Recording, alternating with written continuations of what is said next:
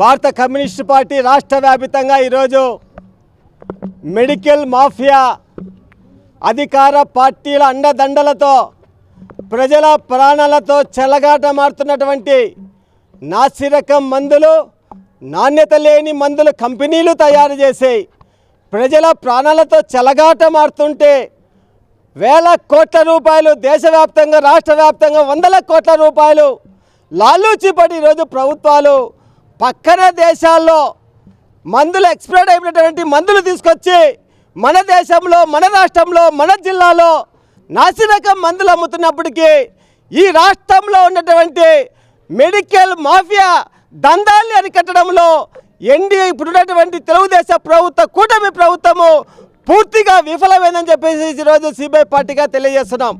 ఈరోజు అనంతపురం జిల్లాలో కానీ రాష్ట్రంలో కానీ ఎక్కడ చూసినా మెడికల్ షాపులు ఉన్నాయి. ఫార్మసీ చేసినటువంటి ఏ ఒక్క విద్యార్థి లేడు. మొత్తం 99% ఫార్మసీ చేసినటువంటి విద్యార్థులు లేరు. ఎటువంటి విద్యార్థులు లేని వాళ్ళు ఈరోజు మెడికల్ షాపుల్లో మందులు ఇస్తున్నారు. మరి ఈరోజు నాణ్యత లేని మందులు, నాణ్యతలు దాన్ని ఏ విధంగా టెస్ట్ చేయాలి? మన రాష్ట్రంలో ఒక్కటి మాత్రమే ల్యాబ్ ఉంది, విజయవాడలో. మళ్ళీ ఈరోజు రాష్ట్ర ప్రభుత్వము అసెంబ్లీలో చెప్తాంది లడ్డూ పరీక్ష చేయాలా, లడ్డూ పరీక్ష చేయాలని. ఈరోజు దేశంలో, రాష్ట్రంలో, ప్రపంచంలో నిరంతరం పేదవాడికి వైద్యం అందాలంటే మాత్రలు మింగాలయా. వైద్యం బాగాలంటే, రోగం బాగాలంటే ఆ మాత్రలు, రోగం బాగే మాత్రలు మింగాలంటే ఆ మాత్రలు నాణ్యత ఉందా లేదా అనే ల్యాబులు ఈ రాష్ట్రంలో ఒక్కటి ఉందంటే మన రాష్ట్ర ప్రభుత్వం ఏ విధంగా నాణ్యతమైనటువంటి ల్యాబులు ఉన్నాయో, ఏ విధంగా పేద ప్రజలకి నాణ్యమైనటువంటి మెడిసిన్ అందిస్తుందో రాష్ట్ర ప్రజలకి ఇప్పటికీ అర్థం కాని పరిస్థితి ఉందని చెప్పేసి ఈ సందర్భంగా అడుగుతున్నాం. ఇప్పటికైనా సరే మెడిసిన్ పైన 5% GSTని ఎత్తివేయాలి. అదేవిధంగా ప్రతిరోజు పేదవాడు వాడే షుగరు, BP వంటి మాత్రలు ధరలు తగ్గించాలి.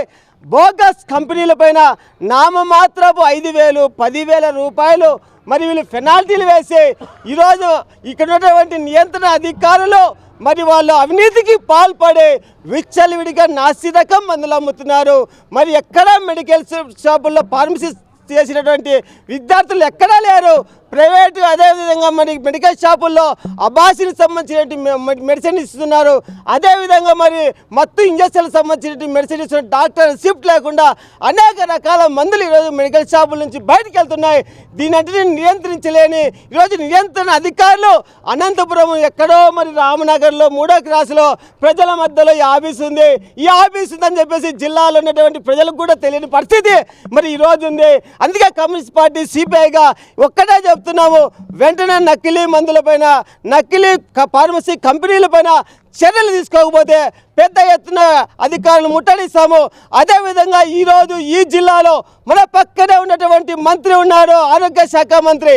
ప్రతి మెడికల్ షాప్ నుంచి ప్రతి సంవత్సరము పెద్ద ఎత్తున లక్షల కోట్ల రూపాయలు మామూలు పోతున్నాయని చెప్పేసి పెద్ద ఎత్తున కథనాల్లో వస్తున్నప్పటికీ మరి ఏమాత్రం వైద్య ఆరోగ్య శాఖ మంత్రి స్పందించిన పాపన పోలేదు. మరి ఏ విధంగా మాఫియా కొనసాగుతుందో అర్థమవుతుంది. ఇప్పటికైనా సరే రాష్ట్ర ప్రభుత్వం స్పందించి ఈ మాఫియాను అరికట్టాలి, ప్రజలకు నాణ్యతమైనటువంటి మందులు ఇవ్వాలని చెప్పేసి సిపిఐ పార్టీగా డిమాండ్ చేస్తున్నాం.